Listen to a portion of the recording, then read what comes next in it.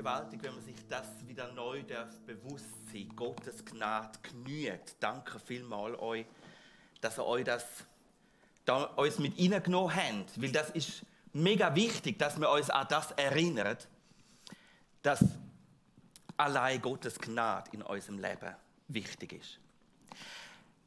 Wir wollen weiterfahren in unserem Thema Glaubenshelden. Wir haben schon etliche Predigten in den vergangenen Sonntagen gehört und als ich vor ein paar Wochen da predigt habe zum Thema Abraham, habe ich versucht, euch zu zeigen, was eigentlich mit Glauben gemeint ist und habe Hebräer 11 da zitiert. Und mit dem will ich heute einsteigen, um uns das wieder in Erinnerung zu rufen, was eigentlich Glaube bedeutet. Da heißt es im Hebräer 11, was ist denn der Glaube?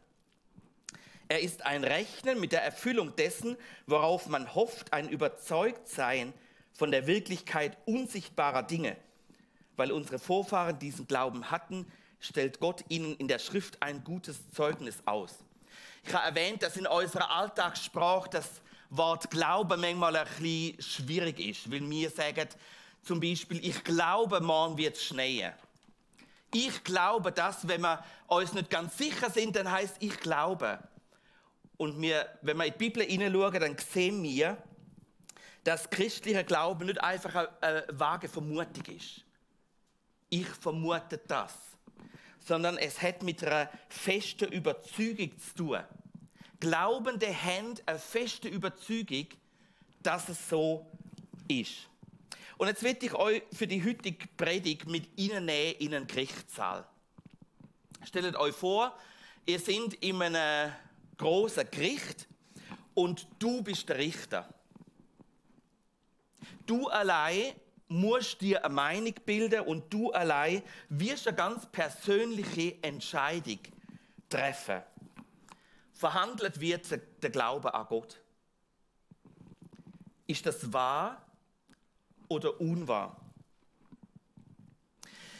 Im Hebräer 12 lesen wir im ersten Vers, dass es eine Wolke an Zeugen gibt. Und die Wolke an Zeugen, die ist jetzt dort im Gerichtssaal anwesend. Die Zeugen nehmen im Gerichtssaal Platz. Da ist unter anderem der Abraham dabei, von dem wir gehört haben. Da ist ein Isaak dabei, ein Josef, ein Mose, ein Rahab, ein Gideon und ein David. Alle sitzen sie da, all die Zeugen. Und dann sitzt noch einer da. Der kommt führen auf den Zeugenstuhl. Kaum eine biblische Geschichte ist so viel in Bilderbücher hineingepackt worden wie von dem Zeug. Jeder kennt seine Geschichte, aber viele wissen vielleicht nicht sehr viel über ihn als Glaubensheld. Der, mit dem wir uns heute beschäftigen wollen, ist der Noah. Wer kennt ihn nicht? Das ist der Ahnherr von allen Seefahrern. Er war Zirkusdompteur. Er war Bauer gleichermaßen und er ist dann auch noch zum Zimmermann geworden. Er hat in seinem Vorgarten einen unglaublichen Seekreuzer gebaut. Als erster von dieser Welt. Und das weit weg vom Wasser. Mit dem Noah, sein hebräischer Name heißt so viel wie Trost oder Ruhe schaffen. Der Noah nimmt jetzt auf dem Zeugenstuhl Platz und er ist die Ruhe in Person, wie sein Name ist. Weil er hat viel Lebenserfahrung. Der Noah ist 950 Jahre alt geworden. Eine große Schlagzeile steht über seinem Leben. Und die Schlagzeile heißt: Die Menschheit ist an Gott verunglückt, Nummer 8 Überlebende.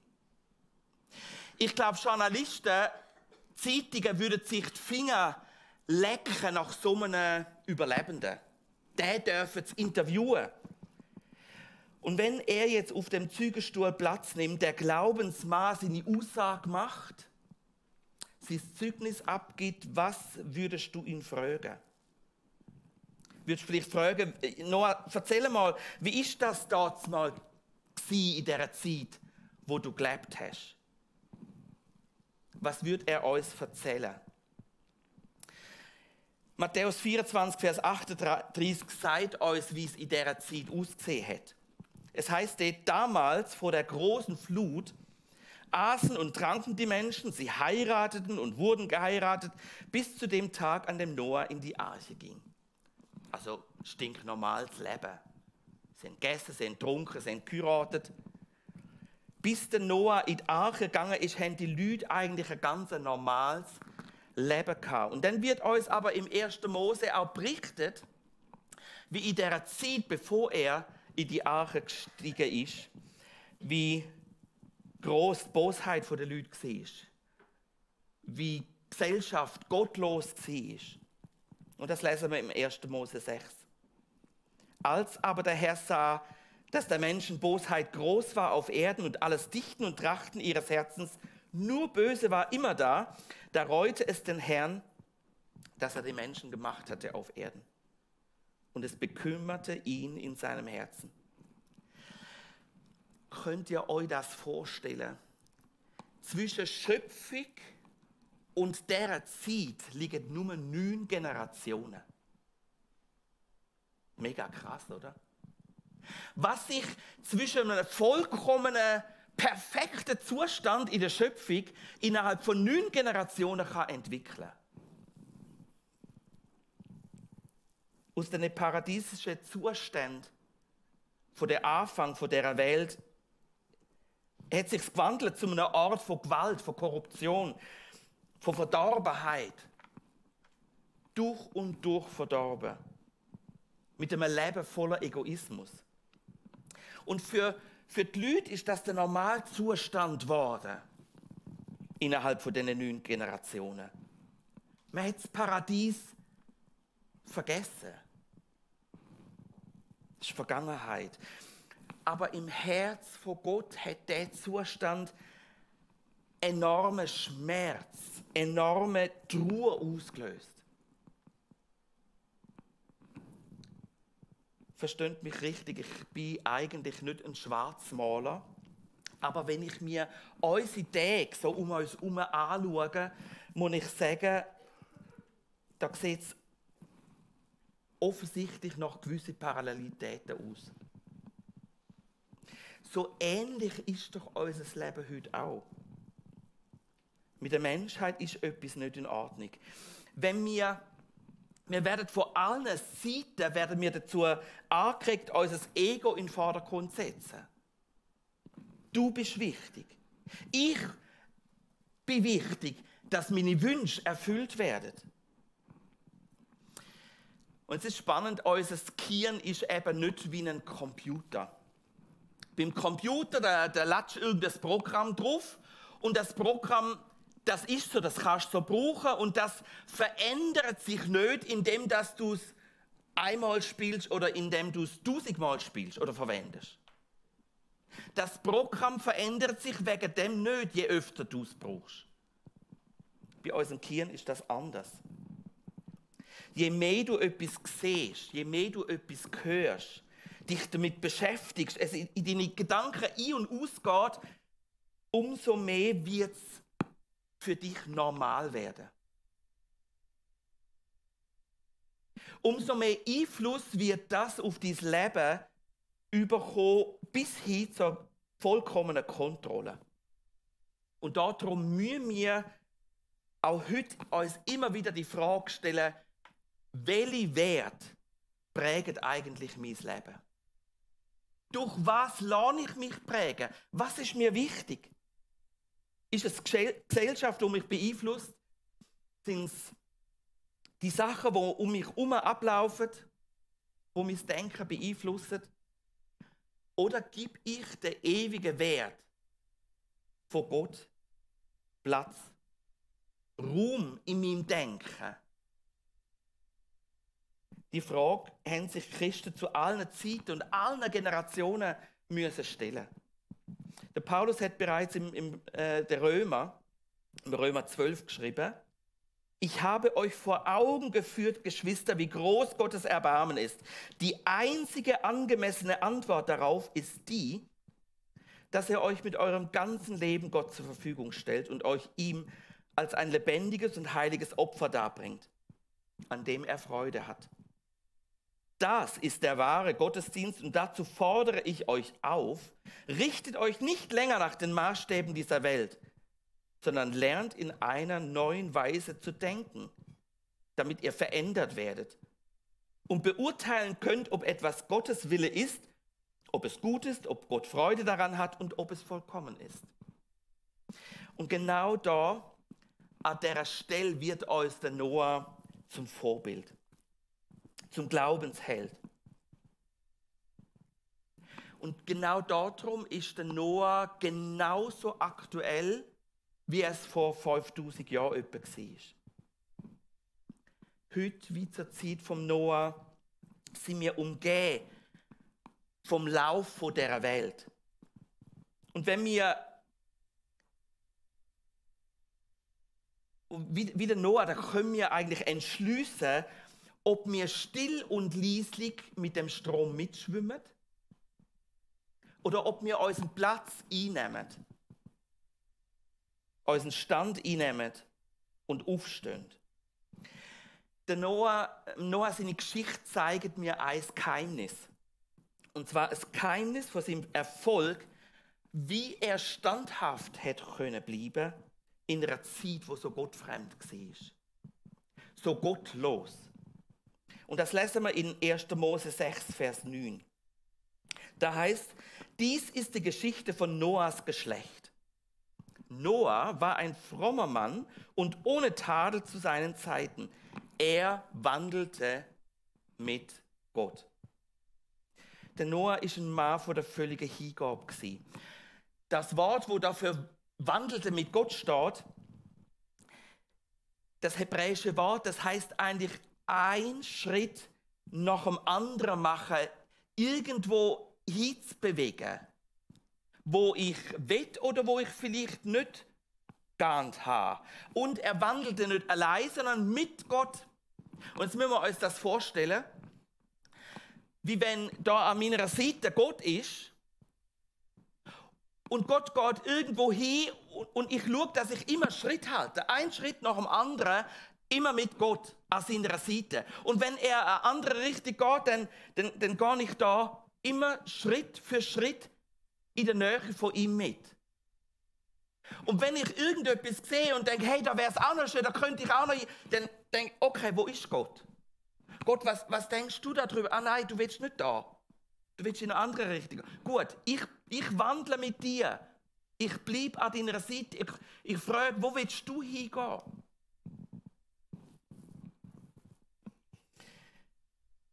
Gott, was sagst du mir? Für den Noah ist völlige Hingabe nicht irgendwie eine einzelne Entscheidung gewesen, irgend nur ein besonderes Ereignis, sondern wandelte mit Gott. Er ist wie in einem Prozess unterwegs mit Gott. Er ist einen Weg gegangen mit Gott. Und mit Gott wandeln bedeutet, ihn immer besser kennenzulernen. Und Gott kennen bedeutet, ihn zu lieben. Gott lieben bedeutet, auf Gott hören. Und auf Gott hören bedeutet, ist eigentlich gleichzusetzen mit Gehorsam. Gott, ich will in deiner Nähe sein. Ich will mit dir wandeln. Ich will dir gehorsam sein. Gehorsam und Hingabe sind Schlüssel von Noahs Errettung gewesen. Wenn ich in die Bibel hineinschaue, dann stelle ich fest, dass der Schlüssel vom Noah, dass der auch in viele andere Schlösser passt hat. Bei vielen anderen Glaubenshelden. Menschen, wo wir ihre Lebensgeschichte in der Bibel nachlesen können. Völlige Hingabe, Unterordnung von meinem Leben unter die Herrschaft von Gott. Nicht ich bestimme, was mir gut tut, nicht ich sage, wo es lang geht. Gott, ich richte mich nach dir aus. Ich will wissen, was du jetzt darüber denkst. Ich will dir gehorsam sein. Und wenn ich in der Gefahr bin, ein bisschen von dir wegzugehen, will ich gleich wieder in deine Nähe kommen und mit dir wandeln. Ich will gerade wieder zurückkommen auf den Weg mit dir und schauen, welchen Weg dass du einschlagen. Und zwar ganz egal, was andere um mich machen. Und dann erlebst du es vielleicht genau, wie der Noah das wahrscheinlich auch erlebt hat. Von ihm heisst, er wandelte mit Gott. Andere haben sich nicht darum gekümmert, was Gott sagt. Sie sind Gott fremd gewesen. Gott ist ihnen fremd gewesen. Und er hat wahrscheinlich so viele Leute gehabt, die ihm entgegengekommen sind und er hat gesagt, nein, ich gehe in die andere Richtung. Die laufen an ihm vorbei und sagen, Noah, wo gehst du hin, was machst du? Ja, ich wandle mit Gott. Und Gott sagt, es geht in die Richtung. Also will ich in der Nähe bleiben von Gott. Egal, ob alle anderen mir entgegenkommen und an mir vorbeilaufen und mich vielleicht belächeln. Und Gott hat dann mit Noah geredet. Gott hat ihm erklärt, dass es so nicht weitergehen kann, wie es im Moment läuft. Und das lesen wir im 1. Mose 6, Vers 7. Und Gott sprach, ich will die Menschen, die ich geschaffen habe, vertilgen von der Erde, vom Menschen an bis hin zum Vieh und bis zum Gewürm und bis zu den Vögeln unter dem Himmel. Denn es reut mich, dass ich sie gemacht habe. Ich glaube, die Aussage hat Gott müssen extrem viel kosten. Es hat ihm Weg gemacht, wie seine Geschöpfe unterwegs sind. Und der Noah glaubt Gott. Und deshalb, weil er ihm glaubt, weil er weiß, der Gott, der ist vertrauenswürdig. Wenn der etwas sagt, dann tut er das auch. Dann trifft das ein. Und da lesen wir, wie es ihn wie mit Angst erfüllt hat vor dem Gericht, das wird kommen. Er hat gewusst, Gott hat nicht leere Worte, sondern wenn ich weiß, Gott sagt etwas, dann tut das auch. Und so hat er Angst gehabt vor dem kommenden Gericht. In Hebräer 11 lesen wir dann über den Noah und überhaupt über all die Glaubenshelden. Beim Noah steht dann, wie kam es, dass Noah nach Gottes Anweisungen eine Arche baute, um seine Familie zu retten? Der Grund dafür war sein Glaube. Noah nahm die göttliche Warnung ernst. Und jetzt genau an der Stelle die göttliche Warnung ernst nehmen. Er hat gewusst, ich muss mich in Acht nehmen. Er hat sich gefürchtet vor dem Gericht. In Gottes Furcht ist er gewesen. Man könnte auch übersetzen, eigentlich in Gehorsam zu Gott. Die göttliche Warnung hat er ernst genommen. Er hat dem geglaubt. Und heißt weiter, obwohl von dem angedrohten Unheil noch nichts zu sehen war. Er hat Glauben geschenkt, obwohl er selber noch etwas völlig anderes gesehen hat. Durch sein Vertrauen auf Gott verurteilte er den Unglauben der damaligen Welt. Er selbst aber wurde ein Erbe jener Gerechtigkeit, deren Grundlage der Glaube ist. Und jetzt fragst du dich vielleicht, ja, und was hat das jetzt mit meinem Leben zu tun? Was hat die Geschichte vom Noah mit meinem Leben überhaupt zu tun? Aus menschlichen Gesichtspunkten ist es doch blöd, seine Lebenszeit zu verschwenden mit so einem Bau von der Arche. Übrigens habt ihr gewusst, es ist ganz gut, dass der Noah nicht Englisch geredet hat. Es gibt ja den Witz, der Cartoon, wo der Noah einen grossen Freizeitpark am Bauen ist. Und er baut so vor sich hin und man hört die Stimme von Gott, wo sagt, Noah, I said Ark, not Park. Der Noah hat gut zugelassen. Und er hat ganz genaue Anweisungen bekommen, wie er die Arche bauen soll. Und das war Handarbeit. Nicht mit grossen Maschinen, wie wir das heute haben. Ein gewaltiges Bauwerk, alles Handarbeit. Über Jahrzehnte muss er dran sein. Man vermutet, dass es sogar 120 Jahre sind, wo er da gebaut hat. Man kann sich vorstellen. Tag für Tag auf dieser Baustelle und du baust etwas wo du eigentlich noch nie gesehen hast. Du hast keine Ahnung, keine Vorstellung, wie so ein großes Schiff soll aussehen, sondern so einen Kasten, wo Gott genaue Anweisungen gegeben hat. Und er baut Tag für Tag treu, vielleicht sogar 120 Jahre lang. Gewaltig, oder? Hey, und liebe Leute, da ist kein Wasser in der Nähe. Da kommen die Leute vorbei und sagen, Noah, was machst du dort? Was hat dir das Hirn ausgefressen? Völlig ab der Logik. Aber er lost auf Gott und setzt alles um, wie Gott es ihm angewiesen hat. Und er hat nicht nach 100 Jahren so gesagt, ja, also jetzt hat es keinen einzigen Tag geregnet, es ist nie Wasser gekommen. Also wir haben da in der Nähe nicht wirklich Wasser. Also nach 100, ein Dach braucht es nicht wirklich. Komm, ich bin fertig. Man vermutet, dass sie zu damaliger Zeit, dass es noch gar nicht so geregnet hat. Dass es erst nach der Sintflut gekommen ist. Dass die ganze Vegetation völlig anders war, wie wir uns das heute gar nicht mehr vorstellen können. Aber er hat nicht gesagt, okay, das braucht es einfach nicht. Sondern alles nach Gottes Anweisung so umgesetzt, auch wenn es ihm nicht klar war, warum. Er hat nur gewusst, es wird etwas Gewaltiges passieren und Gott wird eine Flut schicken, wie auch immer er das macht. Und wenn das Gericht eben nicht kommt, dann ist die ganze Arbeit umsonst. Dann ist die 120 Jahre Einsatz, die sind umsonst. Und er setzt alles auf eine Karte, alles auf Gott. Sein ganzes Leben. Und 120 Jahre lang verkündet die Arche, wo da bei ihm im Vorgarten gebaut wird, das Gericht von Gott, wo wird kommen. Und die Leute sind immer wieder daran vorbeigelaufen und haben ihn wahrscheinlich gehört, wie er sagt, hey, geht anderen Weg.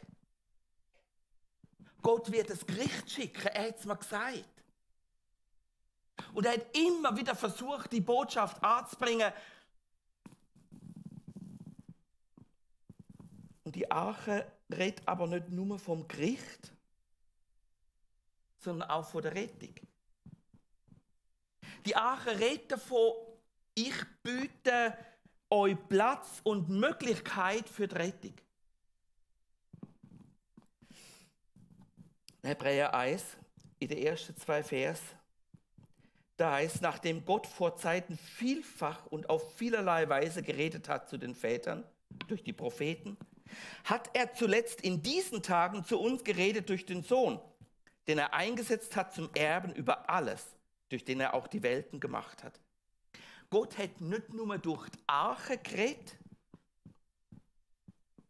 jetzt redet Gott zu uns durch seinen Sohn. Und dann lesen wir Johannes 3, Vers 19. Das ist aber das Gericht, dass das Licht in die Welt gekommen ist und die Menschen liebten die Finsternis mehr als das Licht, denn ihre Werke waren böse. Nur die Anwesenheit vom Sohn Gottes als Licht von der Welt ist schon Gericht gewesen. Und so wie die Arche von Gericht und Rettung redet, so ist das auch bei Jesus der Fall. Lukas 19 lesen wir, und der Menschensohn ist gekommen, um zu suchen und zu retten, was verloren ist. Jesus ist gekommen, eigentlich wie die Arche, um ein Gericht auszusprechen, aber auch um zu retten, was verloren ist. Und jetzt ist spannend, wenn wir uns anschauen, wie Gott die Anweisungen an Noah gegeben hat. Wie er das Ganze hat sollen bauen und mit was. Das lesen wir im 1. Mose 6, Vers 14. Da sagt Gott zu ihm, mache dir eine Arche von Gopherholz, Mit Kammern sollst du die Arche machen und sie von innen und außen mit Harz verpichen. Das Gopherholz, was ist das? Das kommt von Gaffa bestreichen. Das ist eine harzhaltige Nadelbaumart, wo es in der Bibel nur dort an dieser Stelle vorkommt. Die Nadelart kommt sonst nirgends vor. Mit dem Harz hätte man eben können zudecken, überziehen. Und Gaffa ist eine Nebenform von Kaffa. Und jetzt ist Folgendes interessant. Harz heißt Koffer. Aber Koffer heißt nicht nur Harz, sondern auch Sühnung. Das Wort steht für beides, für Harz und für Sühnung.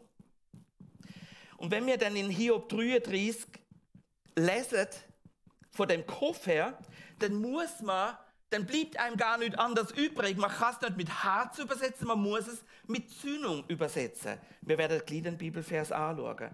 Aber was heißt denn Sühnung? Das ist ein Wort, wenn du auf der Straße würdest Leute fragen, keine Ahnung. Was soll das bedeuten? Sühnung, kompliziert. Die Definition von Sühnung ist, dass der Sünder von dem Zorn Gottes zudeckt wird.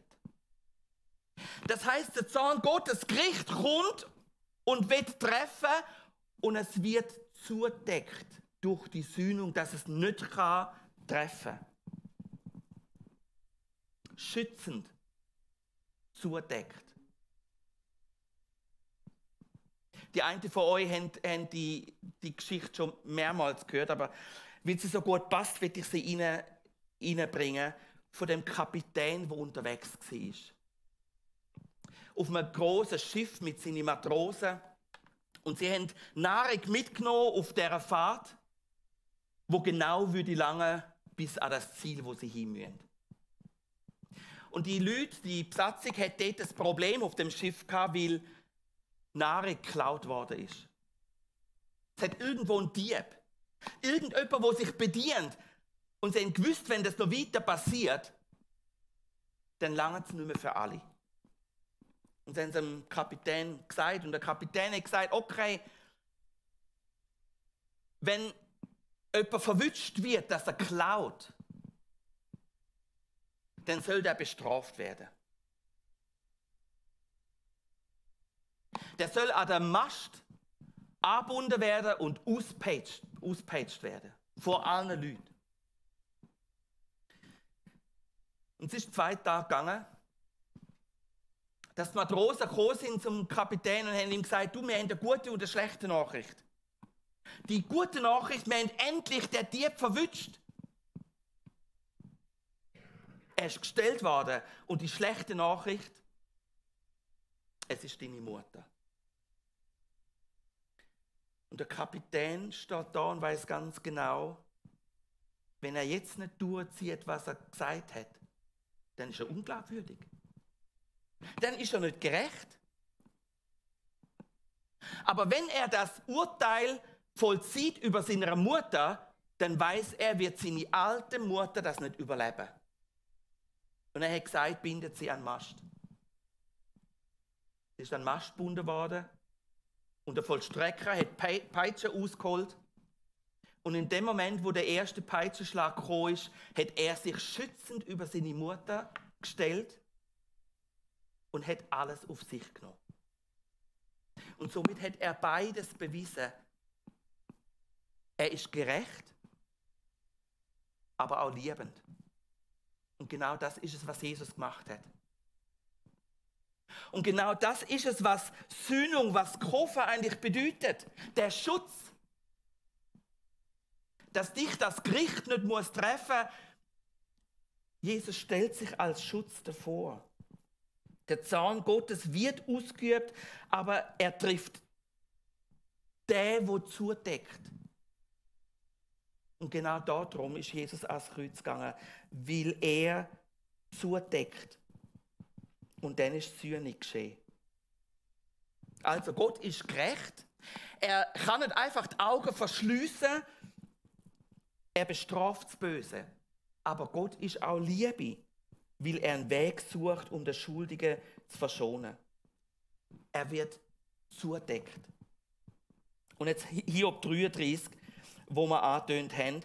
Der redet der jüngste Freund vom Hiob und sagt, und das ist ja im Alten Testament, das ist eine Vorhersage, bezieht sich auf den Messias, wo soll kommen, der Erlöser. Und da heißt, wenn es nun für ihn, den Menschen, einen Gesandten gibt, also einer, wo Gott von Gott in die Welt geschickt wird, einen Ausleger, also wenn einer erklärt, wie Gott ist, einen aus 1000, ein einzigartiger, um dem Menschen seine Geradheit kundzutun, um dem Menschen seine Geradheit kundzutun. Das heißt, erkläre, was eigentlich Gerechtigkeit und was Unrecht ist. So wird er sich seiner erbarmen und sprechen. Also da spricht der Messias zu Gott. Erlöse ihn, dass er nicht in die Grube hinabfahre. Ich habe eine Sühnung zustande gebracht. Und genau da steht das Wort Koffer, wo bei der Arche für Harz verwendet wird. Ich habe eine Sühnung, eine Koffer zustande gebracht. Koffer, ich decke zu. Ein Schutz. Und mich sagt Jesus, mich trifft das Gericht. 1. Johannes 2, da heißt dann Jesus Christus, den Gerechten, und er ist die Sühnung für unsere Sünden. Nicht allein aber für die unseren, sondern auch für die ganze Welt.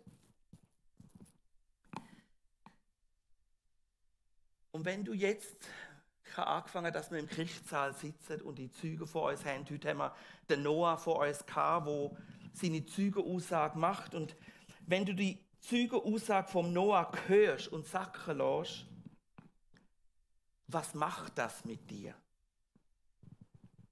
Das hat persönliche Konsequenzen für dich und für mich.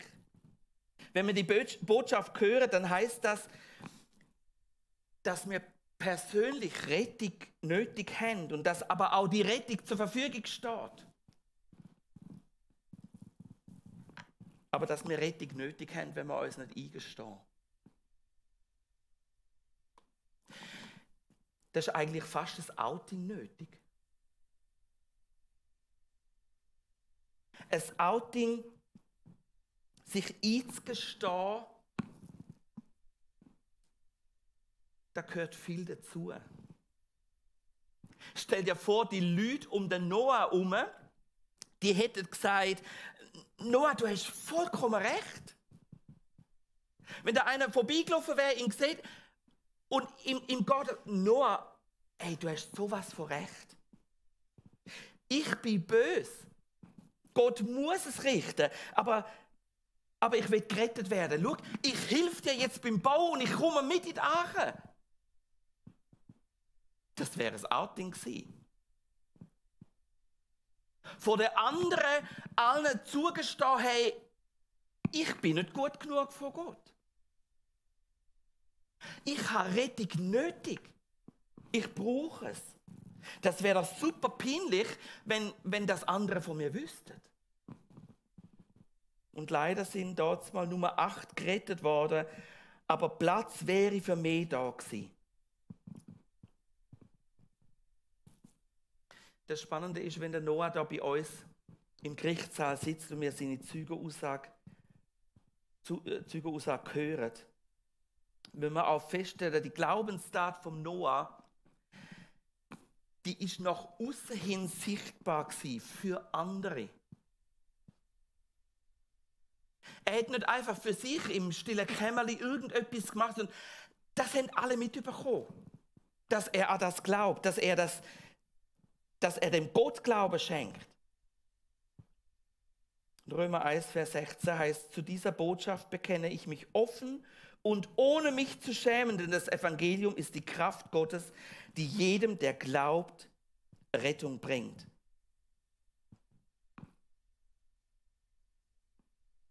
Es muss für andere auch sichtbar sein. Und dann heißt es in Jakobus 2, genauso ist es mit dem Glauben. Wenn er keine Taten vorzuweisen hat, ist er tot. Er ist tot, weil er ohne Auswirkungen bleibt. Wenn der Noah gesagt hätte, also Gott, ich glaube dir. Ich glaube dir, dass die Flut wird kommen. Ich vertraue dir, aber er hätte sich nicht an die Arbeit gemacht. Tag für Tag und erinnert euch vielleicht 120 Jahre. Treu, ständig dranbleiben. Gott, ich glaube nicht nur dran in der Theorie, sondern ich lasse es praktisch werden. Du hast mir gesagt, das wird kommen, du hast mir genaue Anweisungen gegeben und daran halte ich mich. Ich setze es in die Tat um. Wenn er das nicht gemacht hätte, wäre das kein Glaube, wo zur Tat führt. Wird dein Glaube sichtbar? Die Art und Weise, wie du Entscheidungen triffst, wie du deinen Alltag lebst, was dir wichtig ist. Glaube muss sichtbar werden. In deine Taten. Sonst bleibt es Theorie. Wenn dem Noah sein Zeugnis gehört, und du sagst vielleicht Danke, Noah, für das Zeugnis und fragst am Schluss, Noah, hat sich dein Glaube gelohnt oder nicht? Und ich habe gesagt am Anfang, du bist der Richter. Das ist deine persönliche Entscheidung, wie du jetzt über das richtest. Die Zeugen von der Bibel haben erlebt, an Gott glauben lohnt sich, Gott vertrauen lohnt sich. Er hat Recht. Und du ganz persönlich für dich musst überlegen, wo stehe ich eigentlich? Bist du gerettet? Die Sühnung von Jesus steht als Angebot da für alle Menschen. Und dann ist spannend, bei der Arche heißt es, dass Gott ihm genau Anweisung gibt. 1. Mose 6,16. Und die Tür der Arche sollst du in ihre Seite setzen. Es hat eine einzige Tür gegeben. Eine Tür. Und in Johannes 10, Vers 9 sagt Jesus, ich bin die Tür. Wenn jemand durch mich eingeht, so wird er errettet werden. Und dann hat Gott bei dieser Arche Türen geschlossen. Er hat gesagt, Noah, nimm all das, was ich dir sage, nimm es mit rein und geh rein. Und Gott hat Türen geschlossen. Gott hat den Zeitpunkt gehabt, wo er gesagt hat, so und jetzt ist fertig. Vorher haben alle Leute noch die Möglichkeit gehabt, zu sagen, Gott, es tut mir leid. Auch ich will dir glauben. Ich will auch dir vertrauen, ich will mit ihnen kommen. Die drinnen waren, sind gerettet gewesen, obwohl, und jetzt ist es spannend, obwohl die Flut dann erst 7 Tage später angefangen hat und gekommen ist. Aber es war da schon zu gewesen, obwohl das Gericht noch nicht da war. In Römer 8, Vers 1 lesen wir, also ist jetzt keine Verdammnis für die, welche in Christus Jesus sind. Wenn du zu ihm kommst, die Sühnung annimmst, die Vergebung annimmst, das, was er am Kreuz für dich gemacht hat, dann gibt es für dich keine Verdammnis. Ich glaube, dass Jesus mein Gericht getragen hat, dass er mir förmlich zur Arche geworden ist. Ich nehme die Rettung an. Aber da musst du dich selber dafür entscheiden. Gott hat viel Geduld. Beim Noah waren es 120 Jahre, wo er Geduld hatte und den Leuten gesagt hat und sie ihnen sichtbar gezeigt hat, was wird kommen. Aber eines Tages ist die Tür verschlossen und die Zeit der Entscheidung ist vorbei. Und eines Tages macht Gott die Türe zu und es ist Sport. Und ich sage dir, du musst für dich entscheiden, Wo willst du sein? Willst du so wie der Noah mit Gott unterwegs sein, mit ihm wandeln, dich nach ihm ausrichten und sagen, Gott, ich will meinen eigenen Weg gehen. Meine eigenen Wege werden, da komme ich nicht gut an. Du weißt besser, wie mein Leben soll gelingen. Und wir dürfen jetzt dann gleich miteinander Abendmahl feiern. Und das Abendmahl sagt uns ja, was Jesus für uns gemacht hat. Ich freue mich, dass heute Céline das Abendmahl wird einsetzen. Sie macht es im Rahmen von ihrem Praktikum, wo sie ja verschiedene Aufgaben auch muss wahrnehmen. Und wenn wir uns an das erinnern, was die Arche ist, was Jesus für uns gemacht hat, darfst du wissen, kein Verdammnis für dich, wenn die Sühnung zudeckt. Ich bete. Jesus Christus, ich danke dir von ganzem Herzen, dass wir so Züge vom Glauben dürfen in der Bibel haben. Eine ganze Wolke an Zügen. Und es ist erstaunlich, finde ich, wie der Noah dir Glauben geschenkt hat, wie er dir vertraut hat. Über so viele Jahre treu war und mit dir gewandelt hat, immer mit dir unterwegs war und auch sich ausgerichtet hat nach dir. Und Jesus, das wünsche ich mir auch, dass ich in deiner Nähe sein darf. Ich will mich ausrichten nach dem, was du sagst. Wo du sagst, da geht es lang und so wird es gut. Und ich danke dir von ganzem Herzen, dass du nicht nur ein Gericht bekannt geben, sondern dass du eigentlich schon die Lösung hast. Dass die Sühnung vollbracht ist. Ich danke dir von ganzem Herzen, dass nicht nur beim Noah die Arche schützend um sie herum war, wo die ganze Flut kam, sondern dass du dich schützend um uns stellst. Dass wir in dir Geborgenheit dürfen erfahren, dass wir in dir Schutz dürfen haben vor dem ewigen Gericht. Ich danke dir, dass bei dir Leben in Fülle ist. Ich bete dich an und ehre dich. Du allein bist gut. Und ich will mehr und mehr dir Glauben schenken, dir Vertrauen in meinem Leben. Amen.